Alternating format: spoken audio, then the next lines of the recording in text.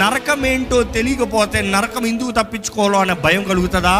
యేసు ప్రభు నరకం గురించి చెప్తాను. అంశం ఏంటంటే అది ఎంత క్రూరమైందో, ఎంత భయంకరమైందో అది తెలుసుకుంటే భయపడతాం.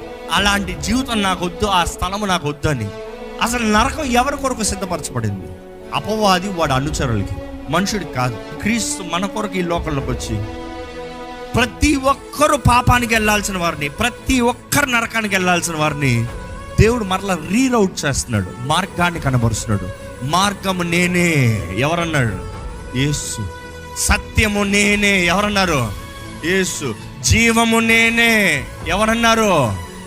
ఆయన మాత్రమే. తప్పిపోయే మనల్ని మరలా వెతికి రక్షిస్తానికి యేసు ప్రభు ఈ లోకంలోకి వచ్చాడు.